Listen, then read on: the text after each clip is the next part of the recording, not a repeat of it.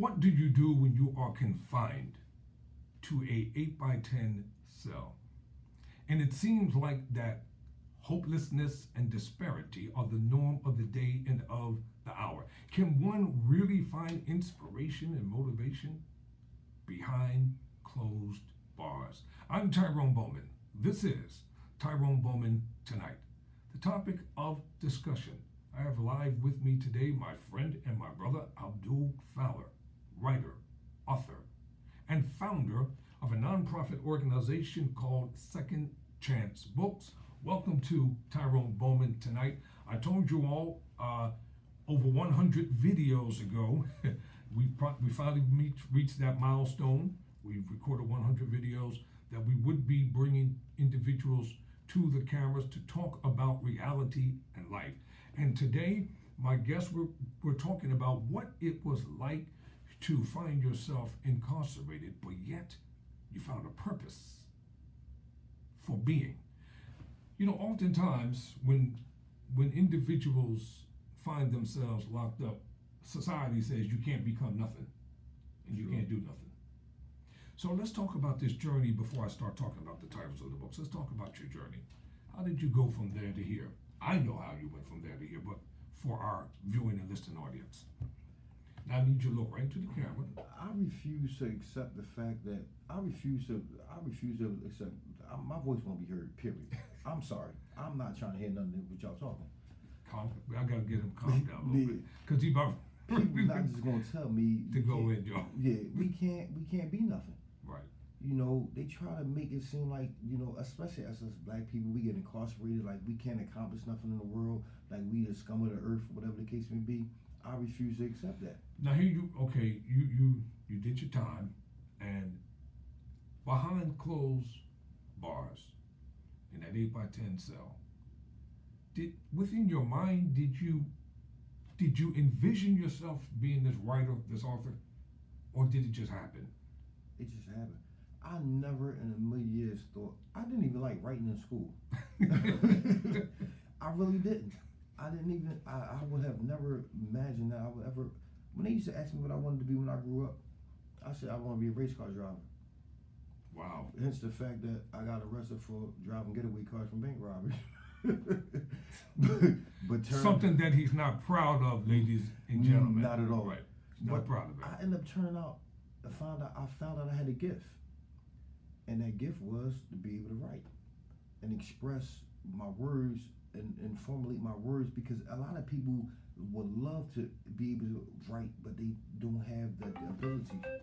But I was blessed with that gift, and I utilized that talent, and I explored that option, and I took advantage of it. And I used that time that I had in prison, and I used it to take advantage of it, and I wrote books. So when did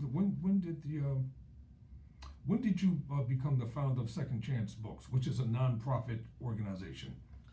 Well, technically, initially, it manifested into that. Mm-hmm. First, I had wrote a book because I seen authors that was writing books that they didn't even write. They was making money off of books that, like Terry Woods and Wahida Clark and people like that. They was making money off of books that they didn't even write. They was buying inmates' manuscripts. And other inmates wrote these books and they put their names on it. So I was like, they didn't even live this stuff. I could write. I can give them. I can give the people the real deal. Yes. And I started out by myself, and then I started looking at my brethren, like, wow, hold up, we all got a story to tell. Yes. So I started encouraging other people to write, and that's how I came up with the idea of Second Chance Books, because it's not just about me. It's about us. Now, as you can see, I hope y'all can see it in the camera. This is how you can contact our brother. So we're going to talk about the books now. Listen, I'm going to read. From each book, I'm going to read just something. The Realities of Prison is more than an entertaining book. It's real, it's enlightening, and it's educational. The Realities of Prison, briefly, what is this about? That's giving people the real deal about what's going on behind these closed doors. What y'all see on TV, trust me, that's a watered down version. This book right here is going to tell y'all what it's hitting for real. So before y'all young kids, y'all young people even go there, read this book. And we're telling you firsthand, prison is not what you want, and it's not where you want to be.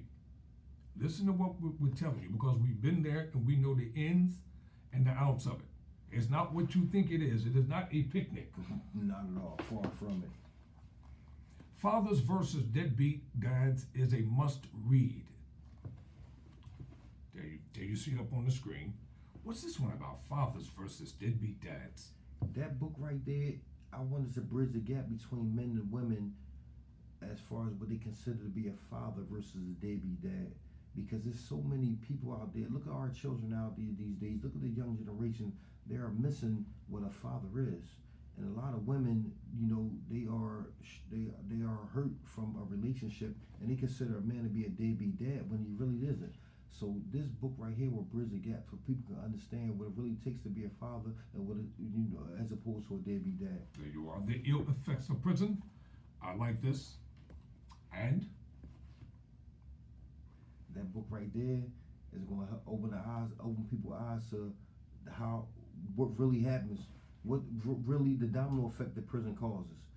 I have inmates write essays on how prison affected their lives, their families, their neighborhoods, their communities. One person go to jail is a ripple effect. It don't just affect that person; it affects a lot of people. It's a domino effect. So therefore, this is a must read for people to understand. Like this is why the society is the way it is for people going to prison. So we must read this book so we can know what's going on. Get a copy of this, ladies and gentlemen. You won't regret it.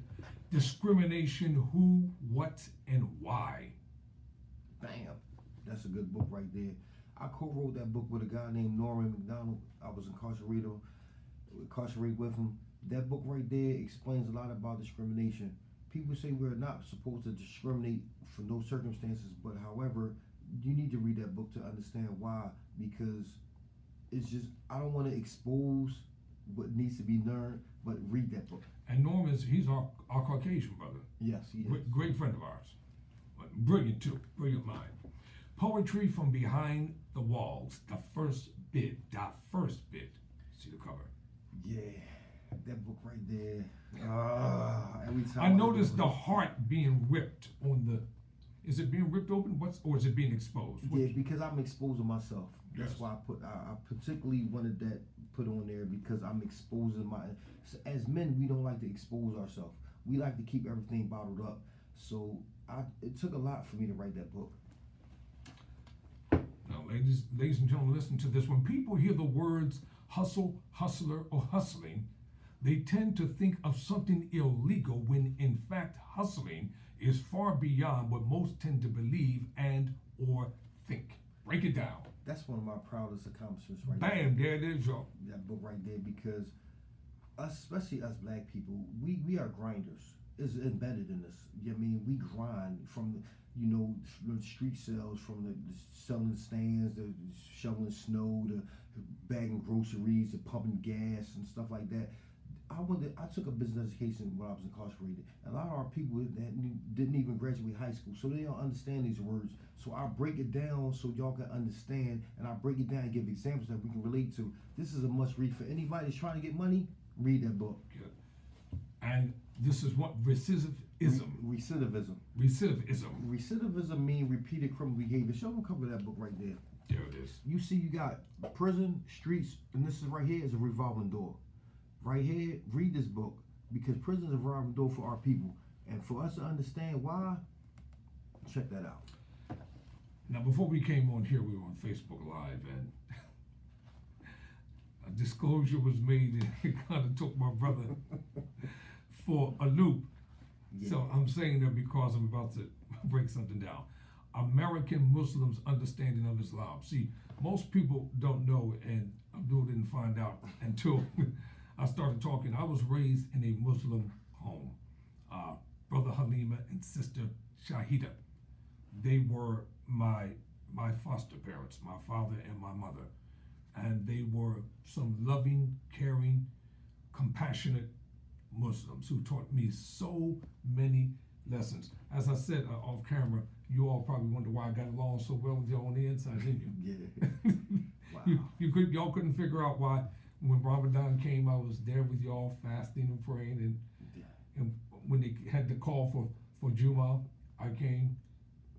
It had y'all kind of confused, didn't it? You just shocked me with that one, bro. And what is this book about? This is really, really nice. That's a good Dawah book right there, because a lot of people that's Muslim nowadays, they was born and raised they was raised under Christianity. So a lot of people converted, and they explained to the people why they did what they did. So this is a must read for Muslims and non-Muslims as well. Yes. New Muslims, new Shahadas. This is a Dawah book, because me as Muslim, I'm supposed to propagate the religion. And I want people to understand, so we can come to a better understanding, a common ground, so people can understand why do people, because it's not a radical religion, not at all. People, they take that somewhere else from foreigners. So therefore, as an American person and American people, y'all can relate to that book because y'all can relate to us. That's why there are two misconceptions that people have. Most people don't understand what the word Islam means. Not at all. And they don't understand what the word Muslim means. And because they don't understand something, they seem to attack it.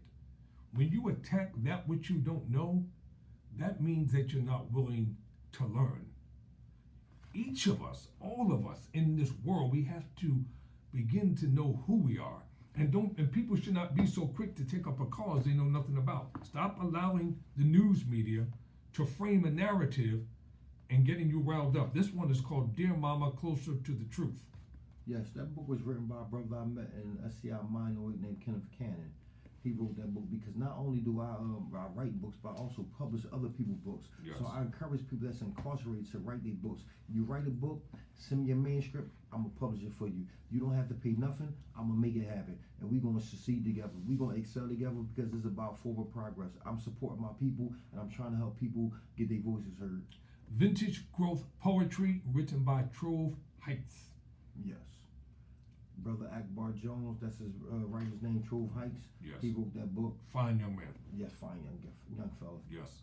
Hopefully I'll get to see him one day. I haven't seen him. Last time I seen him was incarcerated. He got sent to another prison. He got kicked out the one we was in. Yes. But he's a good brother. He's a good brother. And He's going to find his purpose, in the midst of it all, and he'll be all right.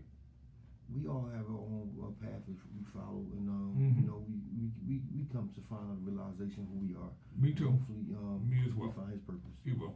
Ladies and gentlemen, I want you to check my brother out at the check. he's acting up, y'all.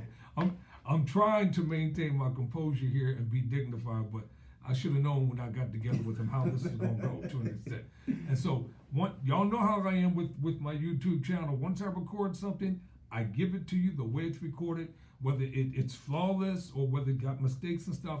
I'm not, because I want people to know that Tyrone Bowman is not a perfect person. So when you can identify with somebody who's not perfect, you be like, okay, you know what? If he can do it, I can do it. So reality is more important to me than anything else. That's one of my, you said, with everything I've been through, man, like, if I can do this, like, I come from the slums. I was in prison 23 years of my life. Yes. And if I can do this, so can y'all. So can you. So I want to be an inspiration to people. Like, don't count yourself short. Don't sell yourself short. You have a purpose. Get your voice heard. Be something. Everybody always talk about they rep. What better way to leave a legacy is to have something that can never go away. All right, y'all. This has been my guest. I want you all to check him out on Facebook, Duladym, Duladym, Instagram, Second Chance Books. His email is duladym@gmail.com, or you can give my brother a call at 267-671-7148. I'll see you all in the next video. Until then, never surrender, never quit.